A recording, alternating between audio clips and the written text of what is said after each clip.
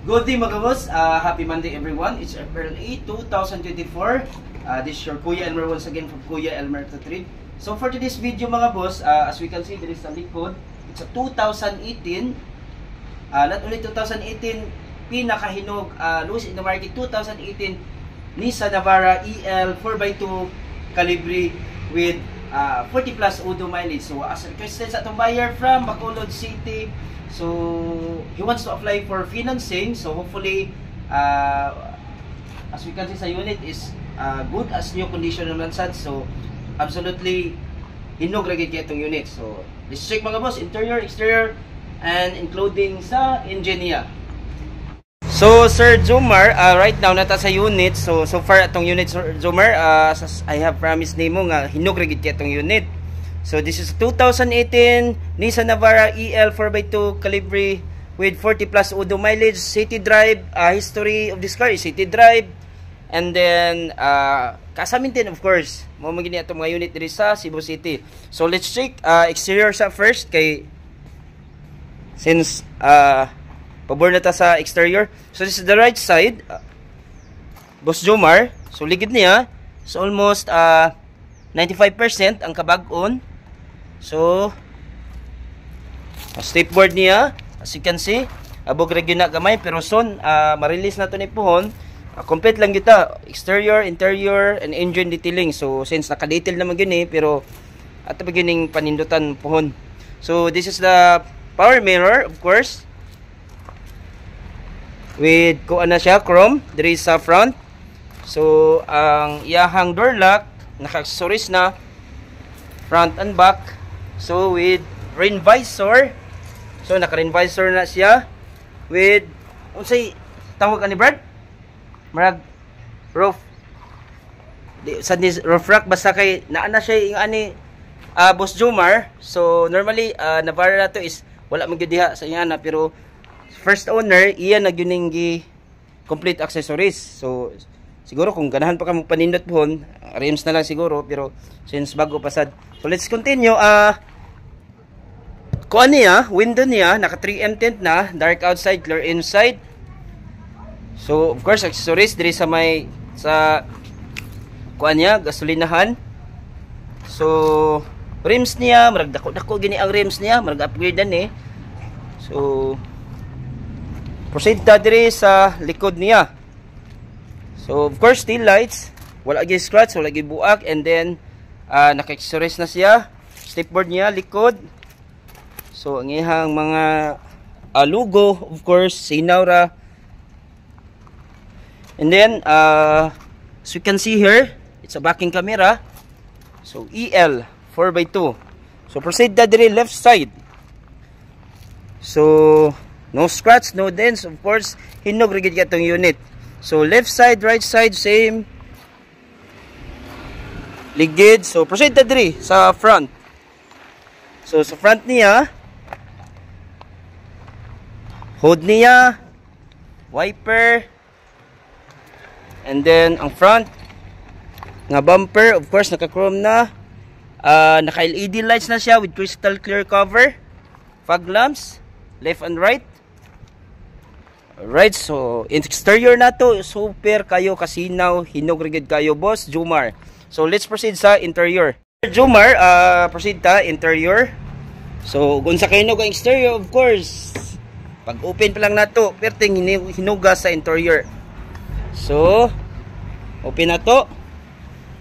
So start na diri sa yang passenger nga driver seats is ako ani siya original canvas. So pwede ra nimo ibutang ng seat cover pohon. So legroom niya with kuan rubber matting. Of course spacious ra. Ang iyang mga kuan diri brake and kuan na siya oy accessories nga ayang pads. So these are the kuan buttons niya, adjust button niya sa kuan, power mirror and power window. So dashboard, agay limpyo rigid kaayo dashboard, sobra ka limpyo with stock stereo. Interior Boss Jomar is stock rigid ta, shifter, cup holder or mga cup kuan ni siya, corners nya, emergency brake. So muni ang marag kuan niya, compartments of course diri. So air ventilation. So with backing camera. Tanaw, ceiling na to, Boss Jomar, is of course limpyo gid kaayo. No stains or any yellowish nga kuan niya. As we can see, naka-plastic pa gid siya. So this is the driver's corner. Proceed ta diri sa passenger.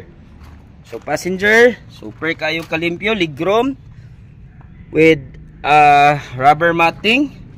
Rubber ba ni? Oh, yes nya. Natay separate nga air ventilation for aircon sa passenger.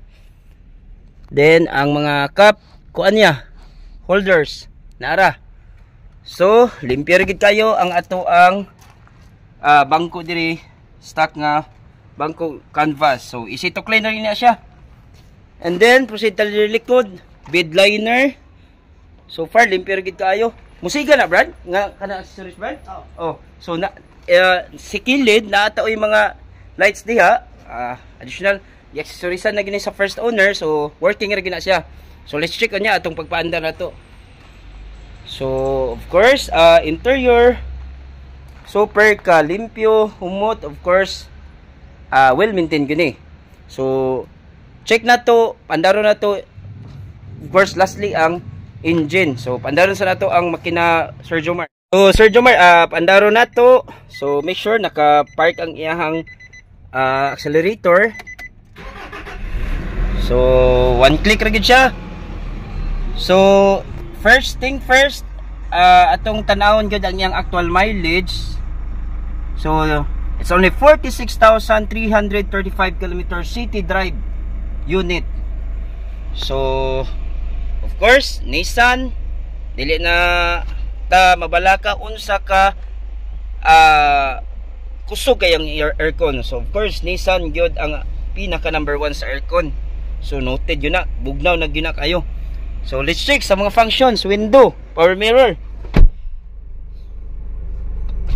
So this is the left power window, driver's corner dapit. So up down working, right side up and down working, and then likod right side working up and down, and lastly ang dito sa left talang kuanan diri, so working ra gid siya. So next is power mirror. So this is the button for the power mirror, shape lang nimo left, and then check na to ha, akong i-adjust boss ha. So up, down, left, right. So working ang ato ang power mirror sa left side. So check na to right side. So shape lang na to pa right. Right, left, up, down. So working rin siya. Lights, of course, check na to. So nakakuan na ni siya. Di lang makita dito sa gawas kay since daytime karon. So working ra tong lights. So signal lights working ra, right, left.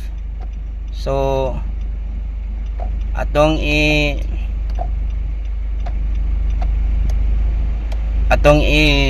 high. So this is the blue blue color sign. This is the high. So working ra good. So let's check sa engine, ang pinaka-importante sa tanan. Jomar, this is the engine. Pag abli pa lang na ako kanina, walang gear na take of video. Of course, additional accessories. Kasi tawag ka ni car? Hydronic? So, naka-hydraulic na siya. Upgrade by the first owner. Like I said, naka-upgrade sa first owner. So, battery is nyo. As we can see sa engine niya, detail na to, hinahinayon. Perte ka sinaw. So, gamay ragyod nga abog. Of course, di malikayan. Pero like I said, before natin release, engine clean tani, why problema? Back to zero, original yun siya.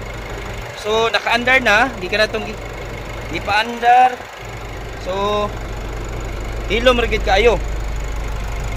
So, hydraulic upgrade, grabe kanindot kayo ang unit. Buyag, hinog rigid kayo. So, 100% engine good as new condition. Grabe ka smooth kayo Boss Jomar. So puhon pwede ra ginato ni door to door sa Bacolod puhon Boss Jomar, why problema ato ning kumbaga marata og GRS ba door to door. Ato ning hatod sa inyong balay Boss Jomar puhon. So Boss Jomar, as soon as possible kay of course mga unit diri sa Cebu, first come first serve, diri man gyud mag-ilog tanan og mga units tungod sa kahinog sa units, pero as soon as possible kung unsay ma-desisyon nyo based on my video, ato gining i-reserve dayon para ma-process, and then of course complete requirements naman ka. So mga 2 to 3 days ra dayon ang approval. Right after approval, kuha na din ka kanang contract signing, nearest branch Bacolod, and then pwede ra to i-door to door puhon. So okay, thank you Boss Jomar. So this is the end of the video. Hopefully mauyonan gyud imong unit Boss Jomar ug kita gyud makauna. So thank you. Yeah. Turn the engine on and go. I've been picking up some steam when I'm moving through the scenes. Put the fire in the hole. When I touch it, turn a cold. Calculating every step, I'll be focused on my goals.